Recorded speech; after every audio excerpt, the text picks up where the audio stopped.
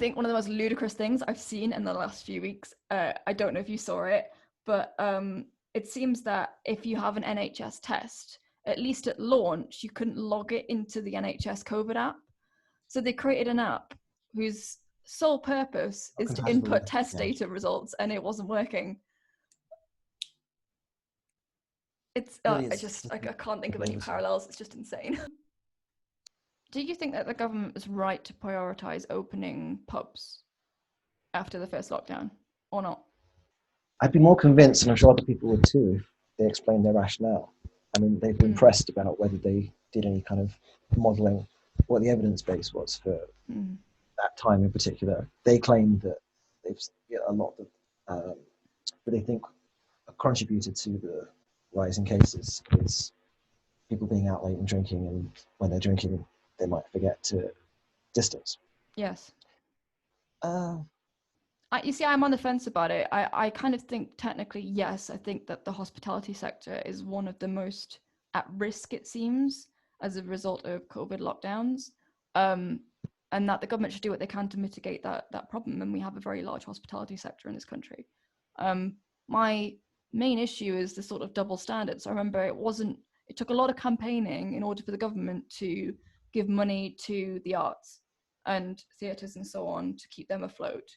And I don't like that kind of double standard, because I think nightlife isn't simply pubs. It's all sorts of other things that benefit our economy and people's well-being.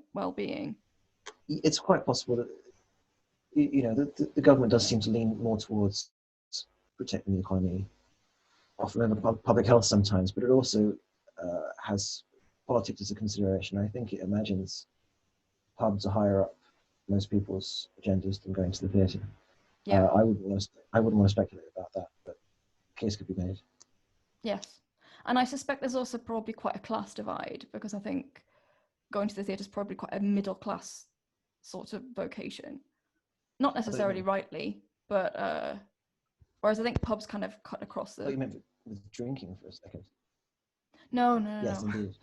Have you seen like the crowds leaving pubs or not? Because I've been staying at home isolating, and I'm in the northeast anyway, and you're in London, so I only get information about London from social media, and it may or may not be accurate. I've been out around that time. It hasn't seemed to be more busy. I haven't been in the West End, which is where these videos always seem to come from. Yeah. Always Soho. Yeah, I was gonna say Soho. Yeah, there's really like sort of, I don't know, these really sort of dramatic, they look like they could be some like medieval painting or something, like really dramatic scenes of like hundreds of people who'd poured out there after lockdown. Or a Hogarth painting, yeah. But then that's just London when the pub's empty. I mean, what's happened this week, which is probably slightly overstated, was not difficult to predict. No. It reminds me of the whole debacle about, you know, Public Health England or senior government officials saying that they couldn't have predicted that there'd be a surge in flu symptoms in September, as if that doesn't happen every year.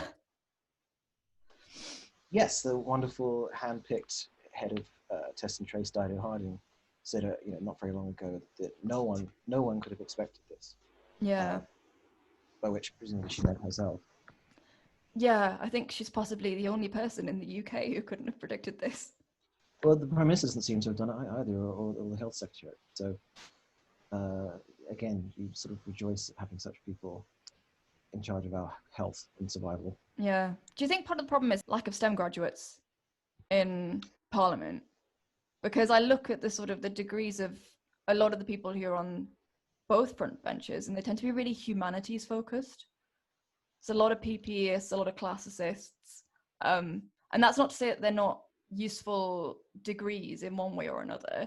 And I think doing law or something like that, which would be a humanities degree, that is very relevant to what you'd be doing when producing legislation in Parliament. But the fact that that dominates might be a slight problem when you're dealing with a public health crisis. Well, graduate is the right word. I mean, it's been argued that people who study things like PPE are basically qualifying in bullshitting. They're just very good at giving an impression of knowing what they're talking about on a range of different subjects, and a little bit about a lot, and sounding confident. I think it obviously would be good if more people in the cabinet knew more about science and maths in particular. I feel like I shouldn't be judging so quickly, given the fact that I did economics and politics at university, which I would agree is a degree in bullshitting. I don't think it's a lack of qualifications is the problem. Although knowing more is also better. You can always defer to experts. The problem is we currently have a cabinet of politicians who are there solely because of their loyalty to the Prime Minister and his version of Brexit. He deliberately purged everyone, regardless of talent or ability, and left only a rump of placed people and supporters. Yes, I suppose if you do a massive cull on MPs who have dared to be sort of independent or have their own independent ideas, then you're bound to end up in this kind of situation where there's unwavering loyalty and then you end up with problems in policy as a result. Yeah, ironically, it's what Prime Minister's senior advisor Dominic Cummings has been railing against, which is a sort of groupthink mentality among government and the civil service. But yes, you get a bunch of people who already agree on things. All of that being said, listening to experts can sometimes be a mistake. There was a long piece in The Atlantic a couple of months ago about the UK's response to the pandemic. And one of the issues was, as much as you have to listen to scientific experts, the experts themselves will say that science is not definite and we can only give recommendations. Politicians actually have to be proactive and make decisions based on what they're told. And trains running on time. As much as we might have scientific consensus on things, it's not true to say that scientists all speak with one voice. This is part of the problem with the debate about the first lockdown, in that people were kind of particularly arguing on social media, going like, you either believe in what the experts are saying or you don't. And I think that's a slight oversimplification. Chances are experts were disagreeing behind the scenes, and then the job of politicians is to weigh up the pros and cons, because there's going to be pitfalls for any type of policy that you'd come up with. I think it's a bit idealistic to kind of act as though like there's one optimum strategy and that's it, because it's all a personal trade-off, and that's the value judgment that we elect politicians to make. One of the things that's really kind of surprised me in the last few weeks is the fact that actually the government hasn't particularly used the expert advice as a scapegoat, because I honestly thought if the government... Well, given time. Yes, I mean, it's something that I sort of expected would have happened personally based on the high fatality rate that we've had in this country. I thought it's inevitable that politicians will possibly understandably say, we took the expert advice is wrong. But they haven't really done that. Instead, they've just blamed the public, which seems like a really bizarre electoral strategy. While also praising them, yeah. The Prime Minister has said, it's the public's fault for loving freedom too much. That's why we're going to lock them down again. It's a bizarre argument. It may be that they're saving we listen to the experts, so don't blame us for inquiries later on. Yes, and I wonder, I mean, the longer this pandemic drags on, how much the impact of COVID won't simply be the economy plus the fatality rate. It will also be the people with things like long-term health conditions that aren't receiving specialist support in hospitals, because so many NHS departments are just simply not working as they previously were, and they aren't taking referrals. And I just wonder if there is an inquiry afterwards as to what has happened, with a sizable chunk of that inquiry would involve looking at the health downfall that has been as a result of shutting down normal departments. Yeah, and again, that's the sort of thing they can't blame on their scientific advices. That's a policy decision. I'm struggling, bar possibly Hong Kong, to think of what this government has got right since it entered office in January. Their attitude they're taking towards international law and what they've done with COVID. And even the ludicrous stories that came out in the last week saying that Priti Patel was considering creating a giant wave machine to try and push migrants back to the French coast. All of it just seems like sort of bonkers, and I'm struggling to think of what they've done that's really been positive. Yeah, and all of these failures are compounded by their response to the mildest criticism, being tickled with pillows by journalists or the opposition. Yes. It's always to say, oh, you're attacking health workers. Why don't you give credit to the British people for all the sacrifices they've made? This, I think, this is coming from the Prime Minister first. He's the one who's originating this this kind of approach to everything, taking no responsibility, not being accountable, and answering every question with abuse and defamation. He's repeating the way he would deal with negotiations around Brexit, or rather any attempted scrutiny around Brexit. The response is always, the problem is you people just don't support this general effort and you're trying to undermine it. It really reminds me of the Challenger disaster when a number of civilians sadly died when a spaceship blew up just as it was trying to kind of leave Earth. And it turned out that the reason that it exploded was to do with these O-rings, these bits of like circular bits of plastic. And apparently if it was subject to something like sub-zero temperatures, they became really hard and firm, and they're not flexible anymore. And that's what caused the explosion. And Richard Feynman, who won the Nobel Prize in Physics, he took one of the O-rings and just put it in ice water and showed it to the press. And what he said was that, reality must go before public relations because nature can't be fooled. And I can't help but think that that lesson is really kind of being shown at this point now, when it doesn't matter how much spin the government throws at the COVID crisis. You've got to listen to the public health experts, and you've got to have policies that may not be particularly positive for the economy in order to curb the mortality rate.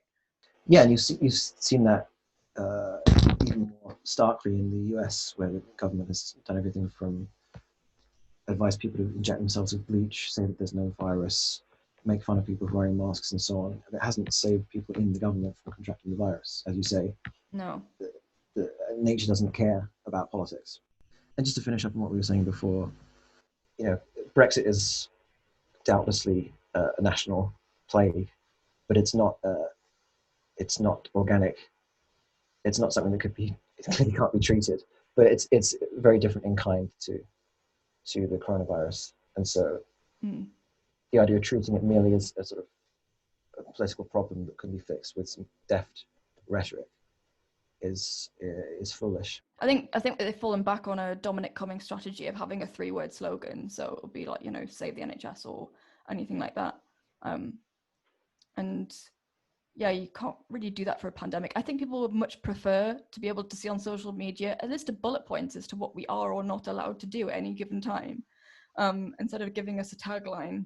Yeah, well, I saw Jonathan Ashworth, the Shadow Health Secretary for Labour, was saying there should be an app, whether it's the one that we've all downloaded now or not, that tells you what the local rules are in your area. Yes. That probably wasn't his idea, but I think it's a good one. I also wonder whether it's sensible of the government to think that people will abide by lockdown rules if there isn't a sufficient extension to the furlough scheme. I saw Andy Burnham a couple of days ago was saying there should be a sort of straightforward rule that there are no local lockdowns without a local furlough scheme. And I personally completely agree with that, because they're placing particularly low income households in a very difficult position, whereby I'm sure most decent people would want to take the time off work and so on if they develop symptoms or if they need to wait to have a test done. Most people would be on board with that, but the problem is some families just can't afford that. Yeah, because not all animals are equal. We're not starting from the same position, the same choices. You're right. It was a very good point. That's a catchy slogan. No local lockdown without local furlough. Yeah, I agree. I was kind of disappointed the Labour Party en masse hasn't sort of adopted it, because I think it's straightforward, and I think it speaks to the average person who's concerned about the mixture of health difficulties and the impact on the economy and on their own personal circumstances. We're in this position now where senior political figures on both sides are being caught out breaking the rules. And it's happening so much and at such a high level that it's quite difficult to criticise it or take any action. And I noticed that an SNP MP has been suspended from the SNP, having travelled, I think, between Scotland and London when she knew she was positive for COVID. Preferia, a Scottish National Party member of Parliament, had symptoms, took a test, then travelled to Parliament, then found out that the test was positive, and then travelled back. I can't understand why somebody would do that. It's not even just one bad decision, it's a string of bad decisions. Yes. And she didn't think to ask someone what would be the best thing to do, not even her, the SNP leader in Parliament. Oh, I've got some symptoms. Very strange. But then no more so than Stanley Johnson going into shops without a mask, or that's the Prime Minister's father, or former Labour leader Jeremy Corbyn having dinner party with more than 6 people, for which he's apologised. Dominic Cummings, obviously, travelling to Barnard Castle without being able to see, to get an eye test. Yes. So, yes, again, we all believe that. The general problem of our time is a complete lack of political leadership. Although I do wonder whether it's right to kind of judge Boris Johnson's father on, like, to place that blame on Boris Johnson. Because he's got a record of making bad decisions. But he's not a member of Parliament. I would take the case of someone like Dominic Cummings quite differently to Stanley Johnson. It's the same as well with Piers Corbyn. People talk about Piers Corbyn, who at least seems to believe in some far-right ideas and has gone on 5G protests and seems to adhere to quite a conspiratorial worldview. I don't know if it's exactly right to judge Jeremy Corbyn on his brother. I also think that Jeremy Corbyn gives us plenty of, opportunities for criticism. I was just going to say, he's enough of a crank himself that you don't need to hold him to the crankiness of his brother. Talking about leadership, we should probably move on to the other side of the aisle. Keir Starmer. Yeah, so... What were your thoughts on Keir Starmer's speech to Labour Party conference last week? It might turn out to be significant that his first speech as party leader at the conference was delivered to an empty room. I think if there was an audience there, everything he said about not blaming the public for the election loss, grouping among Labour's achievements the foundation of NATO along with the NHS, and especially anti-Semitism, could very easily have prompted a food fight, even in a socially distanced hall. So there are 2 issues that Starmer's been criticised over on the left. One is a lack of policy proposals, and the other is not criticising the government enough.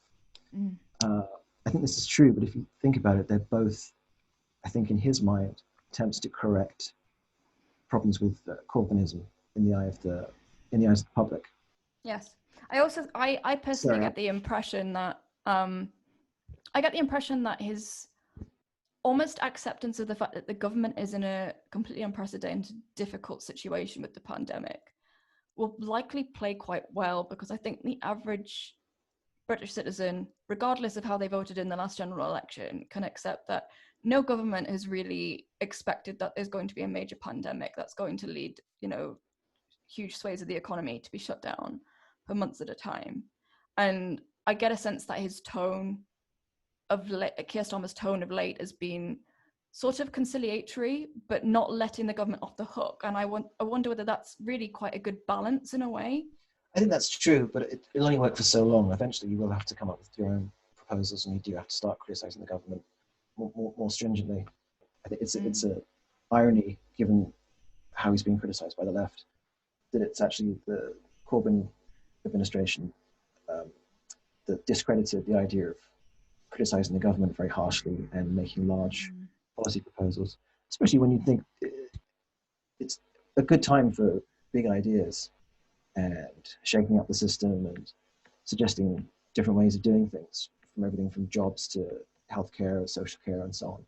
He's proposed nothing at all, and as you say, he's been at best constructively critical of the government's response. It seems like quite large numbers of people on the Labour activists primarily on social media who feel quite uncomfortable with Keir Starmer's use of language in his conference speech, particularly the fact that he talked about sort of patriotism and national pride, but national pride through sort of centre-left economics.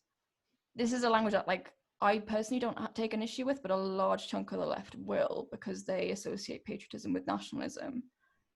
do you think that this is potentially an attempt to have some kind of self-purge of the Labour membership? Because I do wonder whether he's kind of killing two birds with one stone, and I've written about this in the past, that part of Starmer's problem is going to be to sort out the issues among the Labour rank and file membership. And it will likely see that this happens when the Equality and Human Rights Commission report comes out imminently, to kind of create a situation whereby the very small chunk of the left that is quite conspiratorial might have bought into anti-Semitic ideas, that finds moderate leftism quite toxic, would themselves leave the Labour Party because they don't feel it's compatible with their views. Do you think that might be something that he's thinking of, or do you think it's more just a broader appeal to the general public? It may be a combination. He's shown he can be fairly ruthless politically.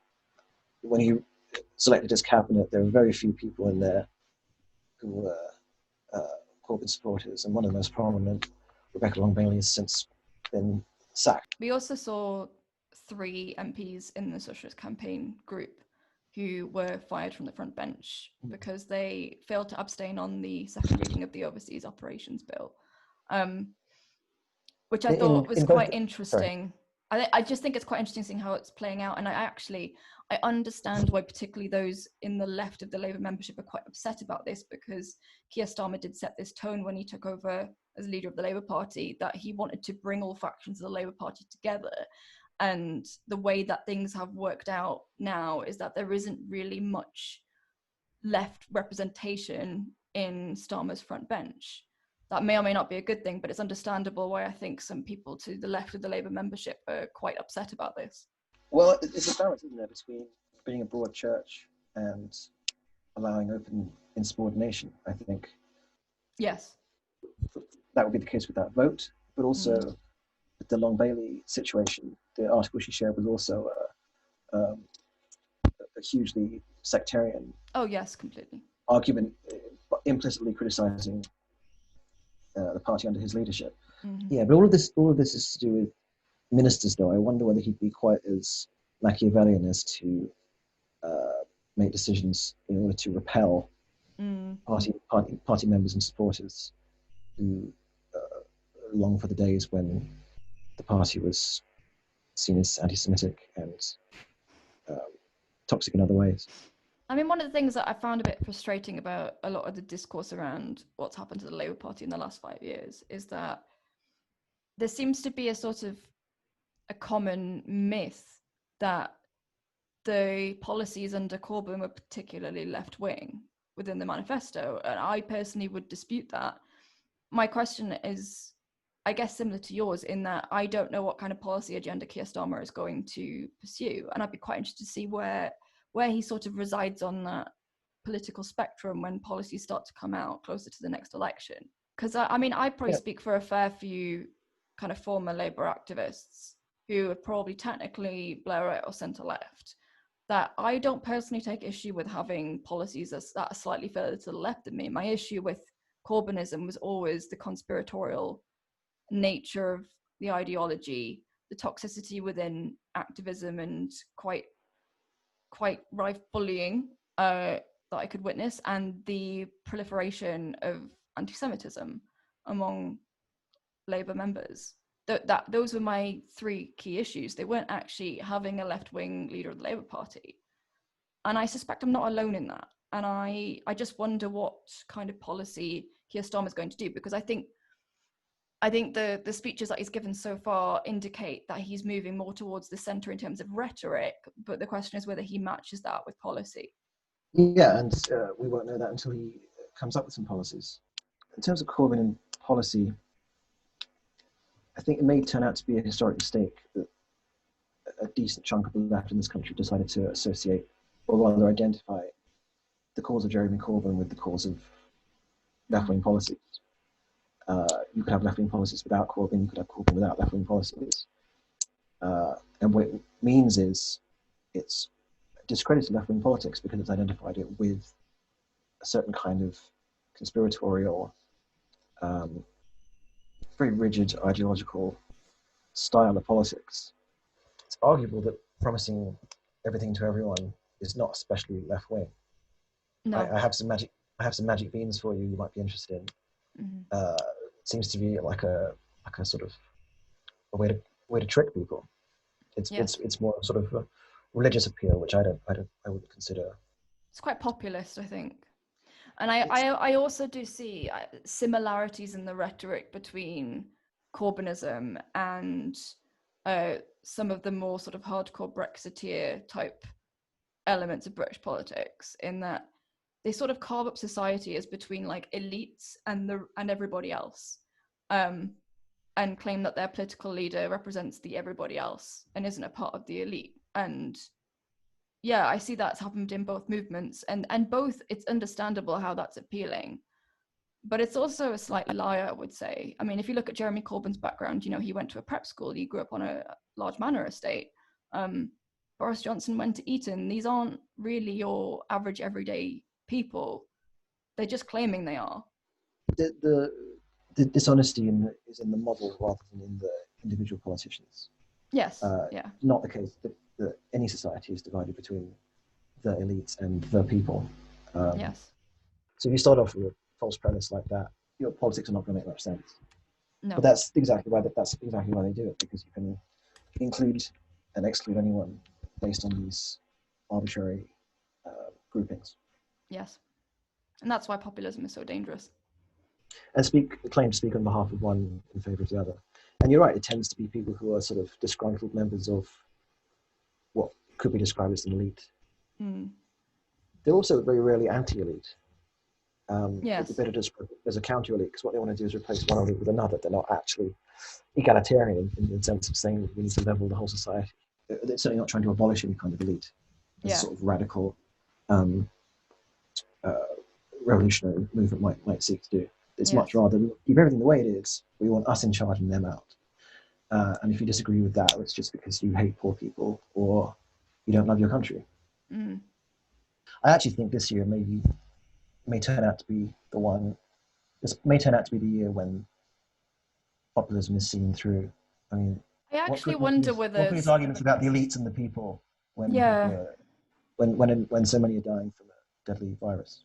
That would be the case. I do wonder whether Keir Starmer's positioning of late is actually a way of trying to subvert that kind of populism, because the underlying assumption behind the sort of conservative Brexiteer movement that's taken off in the last few years is that we uniquely love the UK as a country, we're proud of it, so we're going to go and, you know, stuff the EU or break international law and so on. Whereas Keir Starmer is conveniently positioning himself by saying, I love this country, which is why our government should look after those who are most in need, which it does show up, I think, some of the sort of more isolationist politics of the right quite effectively, because it shows that love of country doesn't just come in one political hue. Yeah, and we saw an interesting comparison case.